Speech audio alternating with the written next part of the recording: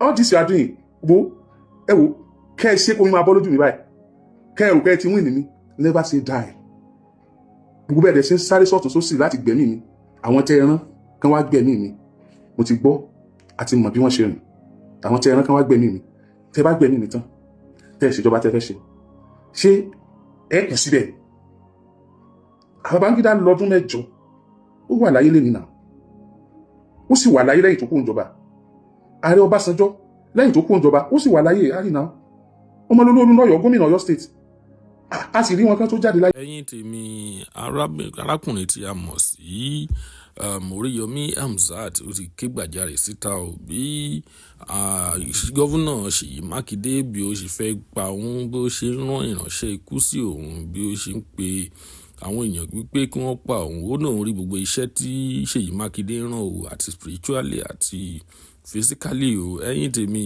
wàhálà ńlá kọ́ ló ṣẹlẹ̀ báyìí ó ti call out SEYI Mákindé ó ti tú àṣírí tó wà lẹ́rìn àwọn méjèèjì.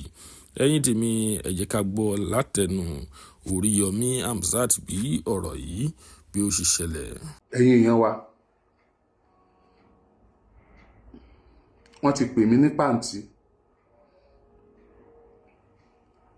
àtàgídìgbò mo mọ bí lẹ́tà ti lọ pàǹtí mo mọ ẹni tó ní wọn ó pè mí mo dẹ̀ mọ tí wọ́n ti hún lẹ́dẹ̀ mi bẹ́ẹ̀ ó ṣeé ṣe kí n lọ kí n mọ̀ dẹjọ́ náà ó ṣeé ṣe kán má fi mí lẹ̀ fún bí ọ̀sẹ̀ kan ṣùgbọ́n tí mo bá fi lọ pàǹtí tí ń dé níjọ́ náà gbogbo tí wọ́n bá ń sọ pátápátá nípa mi Ọlọ́run tó lẹ́mí mi mo fi búra fún yín irọ́ ni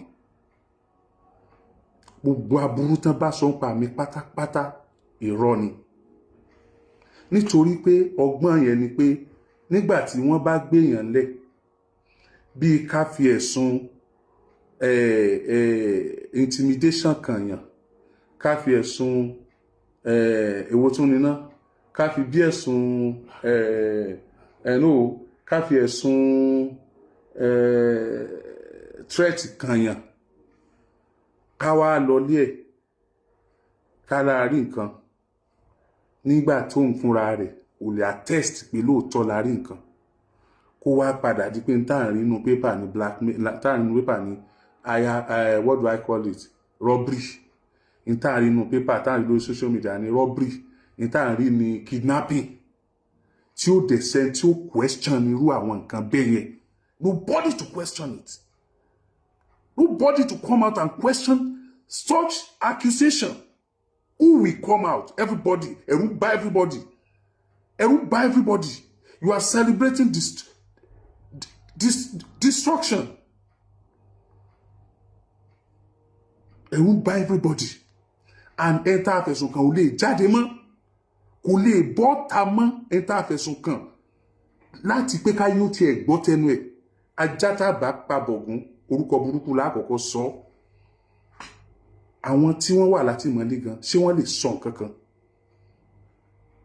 ṣé ní orílẹ̀-èdè tó ní ìlọsíwájú ṣé ìfìyàjẹni nípa ní ẹni afurasí fi máa jẹ́wọ́ ni báwo ni irú àwọn tí wọ́n ti mọ́lé tí ayé ọ̀gbọ́ sáìdì wọn láì gbé lọ sílé ẹjọ́ tí ò dẹ̀ sí lọ́ọ̀yà tí ó yọjú for more than 48 hours something that does not supposed to be more than 24 hours for more than 48 hours don't lọ bí ọjọ́ márùn ọjọ́ mẹ́fà nobody they were not taken to court nobody said anything tàdé lọ wọlé wọn tẹ́ni ẹ̀dẹ̀ wà bí kan nísìn tí ò lè sọ̀rọ̀ ṣé báwo láràlú ṣe fẹ́ gbọ́ sáìdì ẹ̀ bóyá ó jàre àbọ̀ jẹ̀bi. The letter you sent to me, I saw conspiracy. I keep wondering that when do I started conspire with anybody for anything? And I know where your conspiracy is going. I'm saying this to the whole world. Iti ẹ bá rí Oríyọmí tí mo bá lọ dá wọn lóhùn. I'm a law-abiding citizen. Police has never called me. They have never invited me and I will not show up. No, if anybody tell you that, it's a lie. I am not around now.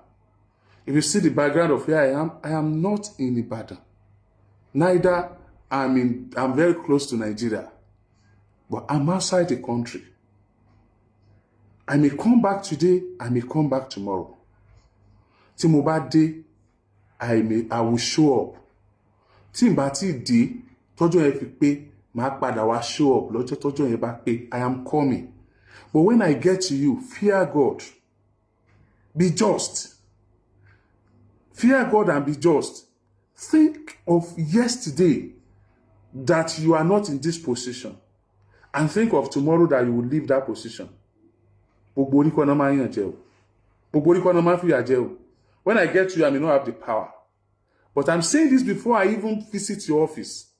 When I get to your office, do it right.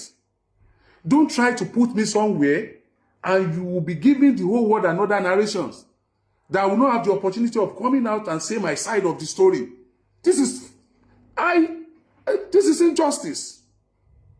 It is injustice whereby we keep somebody allegedly, the suspect. You keep a suspect without taking him to court.